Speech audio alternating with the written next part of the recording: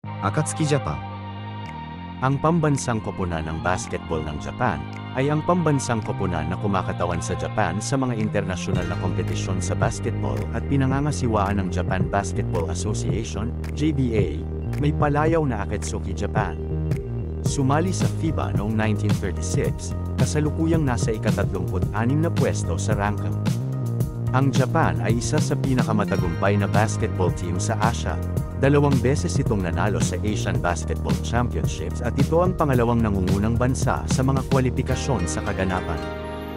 Ang pambansang koponan ng Japan ay nagkaroon ng unang internasyonal na paligsahan sa 3rd Far Eastern Games na ginanap sa Tokyo noong 1917, kung saan ang Japan ay kinakatawan ng koponan ng Kyoto YMCA.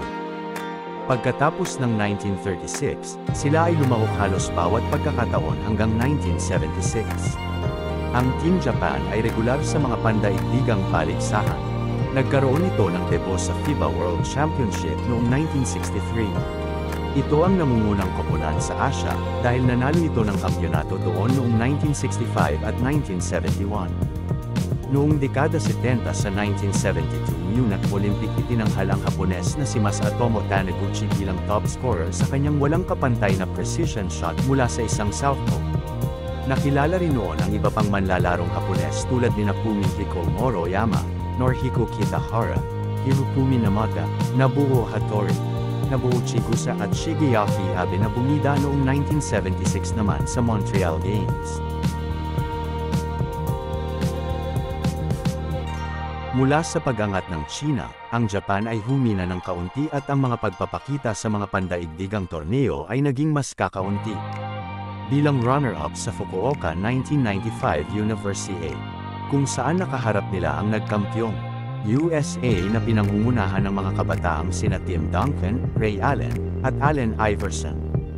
Dito'y naging kwalipikado sila sa 1998 FIBA World Championship na ginanap sa Athens.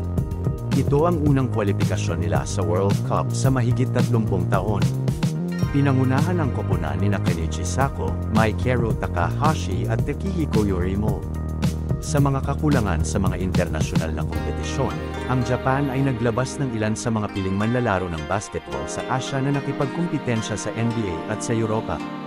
Kasama sa mga manlalarong ito sina Yuta Tabuse, J.R. Sakuragi, Takuya Kawamura, Takumi Ishizaki at iba pa.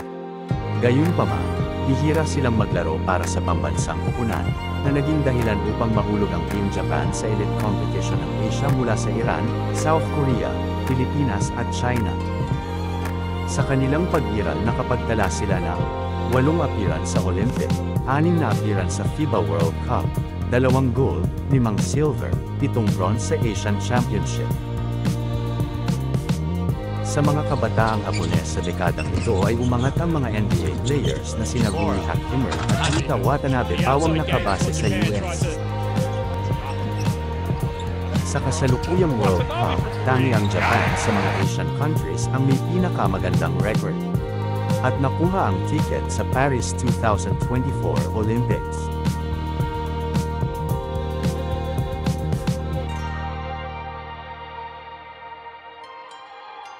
Thank you for watching.